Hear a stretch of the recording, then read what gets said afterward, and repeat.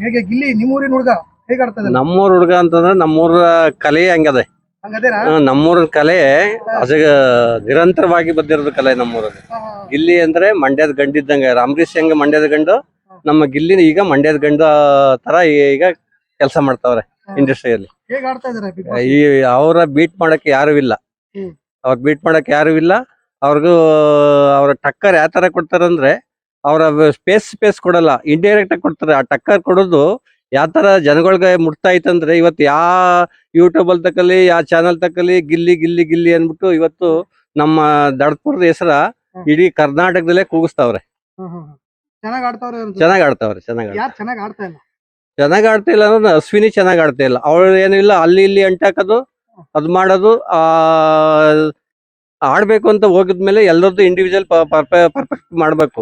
ಅವ್ರು ಇಂಡಿವಿಜುವಲ್ ಮಾಡ್ತಿಲ್ಲ. ಇವ್ರು ಒಂದ್ ಟ್ರೂಪ್ ಮಾಡ್ಕೊಂಡು ಅವ್ರೇನ್ ಮಾಡ್ತಾವ್ರೆ, ಗಿಲ್ಲಿಯೇ ಟಾರ್ಗೆಟ್ ಮಾಡ್ತಾವ್ರೆ. ಗಿಲ್ಲಿ ಟಾರ್ಗೆಟ್ ಮಾಡಿದ್ರೆ ಗಿಲ್ಲಿ ಒಬ್ಬ ಸಾಮಾನ್ಯ ಹುಡುಗ ಅಲ್ಲ. ಅವನು ನಮ್ಮ ಮಂಡ್ಯದ ಹುಡುಗ ಅಂದ್ರೆ ಇಂಡಿಯಾನೇ ನಡುಗುತ್ತೆ. ಆ ರೀತಿ ಇರೋದ್ರಿಂದ ಗಿಲ್ಲಿಯ ಯಾರು ಟಾರ್ಗೆಟ್ ಮಾಡಕ್ಕೂ ಆಗಲ್ಲ. ಅವ್ನು 18 ಜನ ಇದ್ರು ಒಂದ್ ಸೈಡ್ ಇದ್ರು ಒಂದೇ, ಅವ್ನು ಒಬ್ನೇ ಆದ್ರು ಅಂದ್ರೆ ಅವ್ರಿಗೆಲ್ಲರಿಗೂ ಟಕ್ಕರ್ ಕೊಡುವಂತ ಹುಡುಗ ಗಿಲ್ಲಿ ನಟ. ಯಾಕೆ ಅಶ್ವಿನಿ ಅವ್ರು ಯಾಕೆ ಅವನ ಮೇಲೆ ಮುಗಿ ಬೀಳ್ತಾ ಇದಾರೆ? ಅಶ್ವಿನಿ ಯಾಕಂದ್ರೆ ಅಲ್ಲಿರುವಂತ ಕಂಟೆಸ್ಟೆಂಟ್ ಎಲ್ಲ ಅಶ್ವಿನಿ ಅಂದ್ರೆ ಭಯ ಪಡ್ತಾರೆ. ಅವಳು ಹೋರಾಟಗಾರ್ತಿ. ಆಮೇಲೆ ಸ್ಪೀಚ್ ಎಲ್ಲ ಅವರು ನೀಟಾಗಿ ಮಾತಾಡ್ತಾರಲ್ಲ, ಅದರಿಂದ ಅವರೆಲ್ಲ ಎದುರ್ಕೊಂಡು ಅವ್ರ ಹತ್ರ ಮಾತಾಡಕ್ಕೆ ಎದುರ್ಕತ್ತಾರೆ. ಆದ್ರೆ ಗಿಲ್ಲಿ ಅಂತಂದ್ರೆ ಇದು ಒಂಥರ ಮಂಡ್ಯದ ಭಾಷೆಯಲ್ಲಿ ಯಾವ ತರ ಬರುತ್ತೆ ಹೇಳಿ, ಸಾಮಾನ್ಯವಾಗಿ ಇಲ್ಲೇ ಬನ್ನಿ ಸಾರ್ ಅಂತ ಅಂತೀವಲ್ಲ, ಆತರ ಅವ್ರದ್ದು ಮಾತಾಡ್ತಲೇ ಅವ್ರಿಗೆ ಡಿಗ್ರೇಡ್ ಮಾಡ್ತಾರೆ. ಮತ್ತೆ ಬೇರೆ ಯಾರು ಚೆನ್ನಾಗಿ ಆಡ್ತಾ ಇದಾರೆ? ಬೇರೆ ಒಂದು ರಕ್ಷಿತಾ ಶೆಟ್ಟಿ ಅವರು ಸಖತ್ ಮೆಂಟಲಿ ಅವರು ಎಷ್ಟು ಫಾಸ್ಟ್ ಆಗಿ ಮಾಡ್ತಾರೆ ಅಂತಂದ್ರೆ, ಕರೆಕ್ಟ್ ಆಗಿ ಆ ಸೆಂಟೆನ್ಸ್ ತಕ್ಕಾಗೆ ಅವ್ರ ಅದಕ್ಕೆ ಆನ್ಸರ್ ಕೊಡ್ತಾರೆ. ಆತರ ಇರ್ಬೇಕು. ಅವರು ಕಾವ್ಯ ಈ ತರ ಏನಂತಂದ್ರೆ, ನಾವ್ ಏನೇ ಆದ್ರೂ ಕಿಚ್ಚ ಬಂದು ಏನ್ ಹೇಳ್ತಾರೆ ನಮ್ ಸುದೀಪ್ ಸಾರು, ಆಗ ಬಂದಾಗ ಆ ಆನ್ಸರ್ ತಕ್ಕಾಗೆ ಅದ್ ಆನ್ಸರ್ಗೂ ಉತ್ತರಕ್ಕೂ ಕರೆಕ್ಟ್ ಆಗಿರ್ಬೇಕು. ಆತರ ಹೇಳ್ತಾರೆ. ಅದು ಜನರ ನಿಯರ್ ಆಗುತ್ತೆ, ಹತ್ರ ಆಗುತ್ತೆ. ಆತರ ಮಾಡಿದ್ರೆ ಚೆನ್ನಾಗಿರುತ್ತೆ. ಅದ್ಬಿಟ್ಟು ಅಶ್ವಿನಿಯರು ಇಲ್ಲೇ ಒಂದ್ ಹೇಳೋದು, ಅಲ್ಲೇ ಒಂದ್ ಹೇಳೋದು, ಅವ್ರ ಮೇಲೆ ಇವ್ರು ಎತ್ಕಟ್ಟೋದು, ಇವ್ರ ಮೇಲೆ ಅವ್ರು ಎತ್ಕಟ್ಟೋದು ಅಂತಾರೆ. ಯಾಕೆಂದ್ರೆ ಈಗ ಕನ್ನಡ ಹೋರಾಟಗಾರ್ತಿ ಅಂದ್ರೆ ನಾವು ಕರ್ನಾಟಕರಾಗಿದ್ದು ನಮ್ಗೆ ಹೆಮ್ಮೆ ಪಡುವವರು. ಯಾಕೆಂದ್ರೆ ಕರ್ನಾಟಕ ರಕ್ಷಣಾ ವೇದಿಕೆ ಅಂದ್ರೆ ಇಡೀ ಕರ್ನಾಟಕದಲ್ಲೇ ಒಂದು ಪ್ರಬಲವಾದ ಒಂದು ಶಕ್ತಿ. ಯಾಕೆ ಕನ್ನಡ ಅಂತ ಬಂದಾಗ ಮೊದಲನಾಗಿ ಓಡ್ ಬಂದು ಇಡೀ ಕರ್ನಾಟಕದಲ್ಲಿ ಏನಾಗುತ್ತೆ ಕನ್ನಡ ಬಾವುಟ ಕರ್ನಾಟಕ ಸಂಬಂಧಪಟ್ಟಾಗೆ ನಿಂತ್ಕೋತಾರೆ. ಆದ್ರೆ ಇಂಥವ್ರು ಬಂದು ಈ ಕನ್ನಡ ಹೋರಾಟಗಾರ್ತಿ ಅನ್ಕೋತಾರೆ. ಅಲ್ಲಿ ಬಂದು ಅವರು ಕನ್ನಡ ಹೋರಾಟಗಾರ್ತಿ ಅನ್ಕೊಂಡು ಇವರು ಇಲ್ಲಿ ಬಿಗ್ ಬಾಸ್ ಮನೆ ಒಳಗಡೆ ಬಂದು ಮಾಡ್ತಿರೋದು ನೋಡಿದ್ರೆ, ಅವರು ಯಾಕೆ ಕನ್ನಡ ಹೋರಾಟಗಾರ್ತಿ ಅವರ ಕನ್ನಡದಲ್ಲಿ ಸೇರ್ಸ್ಕೊಂಡಿದ್ದಾರೆ ಅನ್ನೋದು ನಮ್ಗೆ ಒಂಥರ ಅನುಮಾನ ಆಗುತ್ತೆ. ಈಗ ಚಂದ್ರಪ್ರಭು ಅವರು ಹೇಗೆ ಆಡ್ತಾ ಇದ್ದಾರೆ? ಚಂದ್ರಪ್ರಭು ಅವರು ಈಗ ಒಂದು ಲಾಸ್ಟ್ ವೀಕ್ ಇಂದ ಅವರು ಸ್ವಲ್ಪ ಮುಂದೆ ಬರ್ತಾವ್ರೆ. ಚಂದ್ರಪ್ರಭು ಅವ್ರದ್ದು ಬಹಳ ಟ್ಯಾಲೆಂಟ್ ಐತೆ. ಅವ್ರು ಇನ್ನೂ ತೋರ್ಸ್ಕತ್ತೆ ಇಲ್ಲ ಅನ್ಸುತ್ತೆ.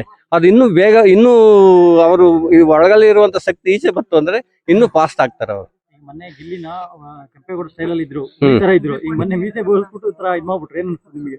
ಅದು ಎಂತರಿಗೂ ಬೇಜಾರಾಗುತ್ತೆ, ನಮ್ಮಂತರಿಗೆಲ್ಲ ಇಡೀ ಕರ್ನಾಟಕದಲ್ಲಿ ಇರುವಂತ ಜನರಿಗೆ ಬೇಜಾರಾಗುತ್ತೆ. ಯಾಕಂದ್ರೆ ಅವರು ಗಿಲ್ಲಿಯ ನನ್ನ ಸ್ನೇಹಿತ ಅನ್ಕೊಂಡು ಏನ್ ಮಾಡಿದ್ರು, ಅವನಿಗೆ ಒಂದ್ಸಾರಿ ಇದ್ ಮಾಡಿದ್ರು, ಈಗ ಮೀಸೆ ಬಳಸಿದ್ರು. ಹಂತವಾಗಿ ಗಿಲ್ಲಿಯ ಒಂಥರ ಇದ್ ಮಾಡಕ್ ಬರ್ತಾರೆ. ಗಿಲ್ಲಿ ಸಾಮಾನ್ಯ ಮನ್ಸಲ್ಲ, ಅವ್ನು ಏನ್ ಟಕ್ಕರ್ ಕೊಡ್ಬೇಕು ಕೊಟ್ಟೆ ಕೊಡ್ತಾನೆ. ಅದು ಮುಂದಿನ ಬರುವಂತ ದಿನದಲ್ಲಿ ನೋಡಿಬೇಕಾರೆ. ಕಾಕ್ರೋಚ್ ಸುದ್ದಿ ಅವರು ಒಂಥರ ಅವರು ಆಡೋದು ಕಷ್ಟ. ಏನಂತಂದ್ರೆ ಅವ್ರದ್ದು ಒಂಥರ ಡೈಲಾಗ್, ಫಿಲಮ್ ಅಲ್ಲಿ ಡೈಲಾಗ್ ಎಲ್ಲ ಪ್ರಾಕ್ಟೀಸ್ ಮಾಡಿರ್ತಾರಲ್ಲ, ಒಂದು ಸೆಂಟೆನ್ಸ್ ತಕ್ಕಕ್ಕೆ ಅವ್ರ ಡೈಲಾಗ್ ಎಕ್ಸ್ಪೋಸ್ ಮಾಡ್ತಾರೆ ಅಷ್ಟೇ.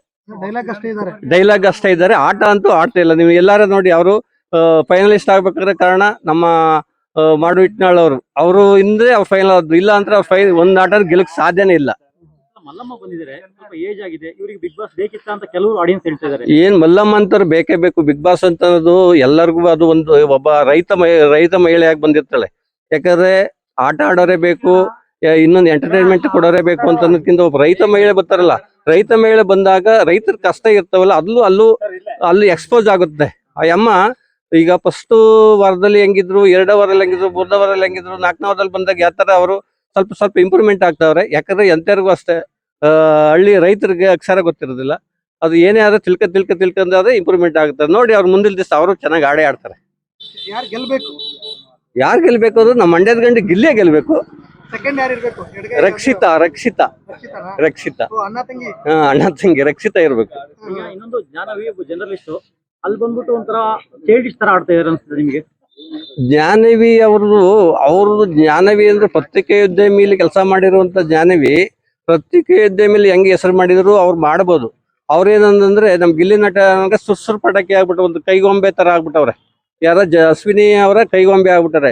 ಅವರು ಅಶ್ವಿನಿ ಬಿಟ್ಟು ವಾಲಂಟ್ರಿಗೆ ಅವರು ಈಗ ಅವರು ಎಕ್ಸ್ಪೋಸ್ ಮಾಡ್ಲಿ, ಅವರು ಒಬ್ಬರ ಪ್ರಬಲವಾದ Bigg Boss candidate, final candidate ಆದ್ರೂ ಆಗ್ಬೋದು. ಈಗ ವೈಲ್ಡ್ ಕಾರ್ಡ್ ಇಂದ 3 ಜನ ಬಂದಿದ್ದಾರೆ, ಹ್ಮ್. ರಘು, ಆಮೇಲೆ ಸೂರಜ್, ಆಮೇಲೆ ರಿಷಾಗೌಡ ಅಂತ. ಈ ಮೂರಲ್ಲಿ ಯಾರು ಚೆನ್ನಾಗಿ ಆಡ್ತಾ ಇದಾರೆ? ಮತ್ತೆ ಮೂರಲ್ಲಿ ಇವ್ರು ವೈಲ್ಡ್ ಕಾರ್ಡ್ ಅಲ್ಲಿ ಬೇಕಾಗಿರ್ಲಿಲ್ಲ ಅಂದ್ರೆ ಯಾರು? ವೈಲ್ಡ್ ಕಾರ್ಡ್ ಅಲ್ಲಿ ಬೇಕಾಗಿಲ್ಲ ಅಂತಂದ್ರೆ ಇವರೇ ಬೇಕಾಗಿಲ್ಲ. ಯಾರೋ ರಿಷಾ ಅಂತ ಬಂದಿದಾರಲ್ಲ ಅವ್ರು ಬೇಕಾಗಿಲ್ಲ. ಅದು ಚೆನ್ನಾಗ್ ಆಡ್ತಾರೆ ಇವರು ಅನ್ಸುತ್ತೆ. ಯಾರು ಈಗ ನಮ್ಮ ಕ್ಯಾಪ್ಟನ್ ಆಗವ್ರಲ್ಲ, ಕ್ಯಾಪ್ಟನ್ ಆಗೋ ರಘುವರ್ಧನ ಅವ್ರು ಚೆನ್ನಾಗಿ ಆಡ್ತಾರೆ. ಮುಂದೆನೆ ಆಗ್ತಾರೆ. ಯಾಕೆ ಅವ್ರು ಕ್ವಾಟ್ಲ ಕಿಚನ್ ಅಲ್ಲಿ ಚೆನ್ನಾಗಿ ಪರ್ಫಾರ್ಮೆನ್ಸ್ ಎಲ್ಲ ಮಾಡಿ ಬಹಳ ಜನಗಳಿಗೆ ಅವ್ರು ಮಾಡಿರುವಂತ ಅಡ್ಗೆ ಆಗ್ಬೋದು ಎಲ್ಲದರಲ್ಲೂ ಅವ್ರು ಚೆನ್ನಾಗಿ ಮಾಡ್ತಿದ್ರು. ಅವ್ರು ಬರ್ಬೋದು. ರಿಷಾ ಏನಕ್ಕೆ ಬೇಡ? ಗಿಲ್ಲಿ ಎಲ್ಲ ಹೋಗಿ ಅವ್ರ ತೊಡೆ ಮೇಲೆಲ್ಲ ಮಲ್ಕೊಂಡ್ರು. ರಿಷಾ ಬಂದಾಗ್ಲೇ ಒಂಥರ ಮಾಡಿದ್ರು. ಬಂದಾಗ ಅವರ ಆರ್ಭಟ ನೋಡಿದ್ರೆ ಏನೋ ಇವತ್ತು ಅಶ್ವಿನಿ ಮೇಡಮ್ಗೆ ಟಕ್ಕರ್ ಕೊಡೋಕೆ ಒಂದು ಹುಲಿ ಬಂದದಂತ ನಾವ್ ಅನ್ಕೊಂಡಿದ್ದು. ಇವತ್ತು ಅವರು ಏನ್ ಮಾಡಿದಾರೆ ಅಂತಂದ್ರೆ ಅಶ್ವಿನಿ ಮೇಡಮ್ನೇ ಅಲ್ಲಿ ಕಾಂಪ್ರಮೈಸ್ ಆಯ್ತಾ ಇದ್ರು ಅನ್ನೋ ಲೆಕ್ಕದಲ್ಲಿ ನಮ್ಮ ಅಲ್ಲಿ ಕಾಣಿಸುತ್ತೆ. ಅದೇ ಬಂದಂತದ್ರಲ್ಲಿ ಏನಾದ್ರೆ ಬಂದಂಗ ಹುಲಿಯಂಗೆ ಹೋಗ್ಬೇಕು ಹೋದ್ರು ಲಾಸ್ಟ್ಗೆ. ಆಗಿದ್ದಾಗ ಏನಾಯ್ತೆ ಅವ್ರ ಬಂದದಕ್ಕೆ ಒಂದು ಬೆಲೆ ಇರುತ್ತೆ, ಅವ್ರಿಗೆ ಒಂದು ಸ್ಟೇಜ್ ಬರ್ತದೆ. ಇನ್ನೊಂದು ಈ ಸಲ ಹೊಸ ಕಾಂಟೆಸ್ಟೆಂಟ್ ಅಂದ್ರೆ 100 ಕೋಟಿ ನಾಯಿ ಇದೆ ಅಂತ ಹೇಳ್ಕೊಂಡು ಒಬ್ರು ಬಿಗ್ ಬಾಸ್ ಎಂಟ್ರಿ ಕೊಡ್ತಾರೆ, ಸತೀಶ್ ಅಂತ. ಅದ್ರ ಬಗ್ಗೆ ನಿಮ್ಗೆ ಏನ್ ಅನ್ಸುತ್ತೆ? 100 ಕೋಟಿ ನಾಯಿ ಇದೆಯಾ ಅಥವಾ ಸುಳ್ಳ? ಸರ್, ಅದು ನಮ್ಮ ರೈತರಿಗೆ ಇಲ್ಲಿ ನಮ್ಮ ಲೋಕಲ್ ಆಗಿ ಏನ್ ಗೊತ್ತಿಲ್ಲ. ಇದ್ರು ಇರ್ಬೋದು, ಇಲ್ದೇನೆ ಇದ್ರು ಇರ್ಬೋದು. ಯಾಕಂದ್ರೆ ನಮ್ ಗಿಲ್ಲಿ ನಟಿ ಹೇಳ್ಬೇಕಾದ್ರೆ ಅವ್ರ ಅಂತ ಬಿಗ್ ಬಾಸ್ ಅವರು ಬರೋಕ್ಕಿಂತ ಸುಮ್ಗೆ ಇರೋದು ಬೆಸ್ಟ್ ಆಗಿತ್ತು ಅನ್ಸುತ್ತೆ ಸರ್.